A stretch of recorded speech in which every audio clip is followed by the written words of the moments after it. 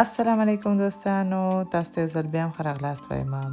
لکه څنګه مې چې تیر ویډیو کې هم ویلې چې تاسو سره به یو بل د خوږو ریسیپي هم شریکوم. نو راځئ چې په دې ویډیو کې د لوی اختر په مناسبت یو بل خوږو ریسیپي هم شریکوم چې دې ته د جوارو روټ وایي. د دې لازم مواد 4 دانې هګۍ، 1 پیاله بوره، 2 وړې قاشق د ونیلا اکستراکت یا هم د ونیلا بوره چې هر یو در سره موجود وي کولی شي استفاده کوي. نیمه وړه قاشقه هیل، 1 پیالې 3 برخې شیدې، 1 پیاله غوړي، 2 پیالې نورمال د غنمو اوړه او 2 پیالې د جوارو اوړه، 1 غټه قاشقه بیکینګ پوډر، کونزر یا سیادانه. دا ټول هغه مواد دي چې د ریسیپي لپاره مو پکارېږي. بیا به نو 1 غټه کاسه کې هګۍ، بوره، د ونیلا بوره یا هم اکستراکت د دواړو کې پروا نه کوي چې هر یو در سره وي هماغه کولی شي استفاده کوي. دا به په کاسه کې واچوئ، بیا به یو برقي مکسر سره 1 نه تر 2 دقیقو پورې دا ټول مواد سره مکس کړئ. ورپسې به غوړي او شیدې هم پکې واچوئ او دوباره به یې مکس کړئ.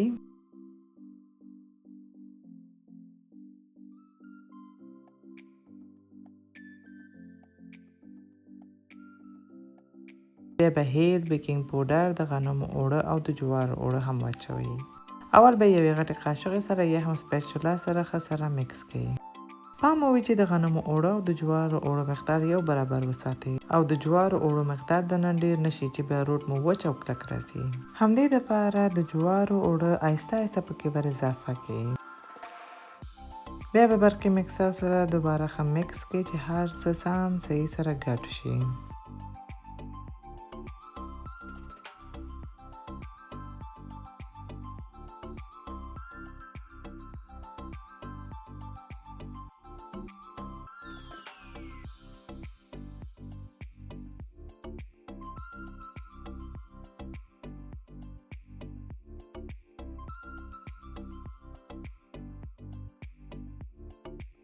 ورپسې به د داش پتنوس واخلئ، غوړیو سره به یې غوړ کړئ او بیا به یو کاغذ یا پارچمنټ پیپر پرې واچوئ تر څو روټ بیا بعد له پخېدو په اسانه لوښي نه جدا شي.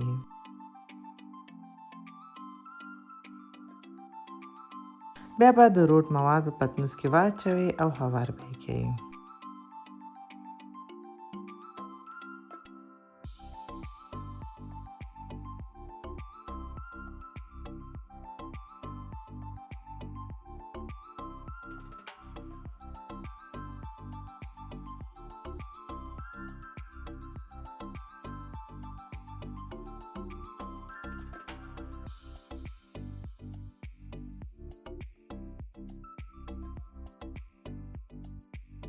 بیا به د یو هګۍ زیړ او لږې شیدې سره ګډې کړئ او دا مخلوط به بیا د روټ په سر ووهئ او یو پنجې سره که مو غوښتلو نو دغسې یو ډیزاین جوړ کړئ.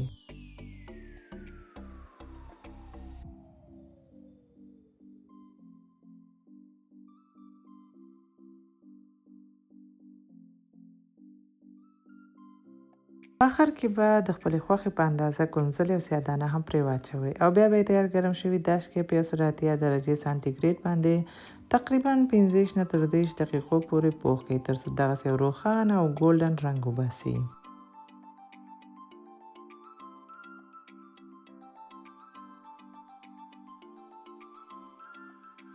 روټ مو چې پوخ شو بیا به یې داش نه وباسئ، یو څو دقیقو دپاره پرېږدئ چې دا ښه صحیح یخ شي. بیا به یې نه ټوټه کړئ، د خپلې خوښې لوښي کې کیږدئ.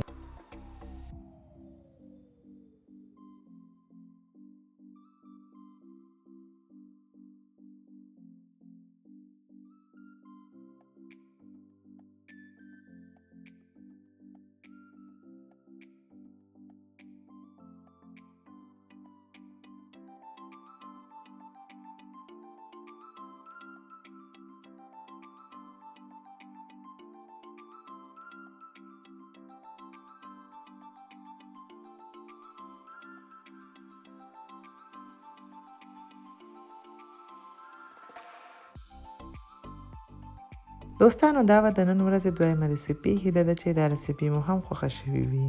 که مو خوښه شوې نو لایک یې کړئ، خپل دوستانو سره شریک کړئ. که مو جوړ کړ نو خپل نظر هم را سره شریک کړئ.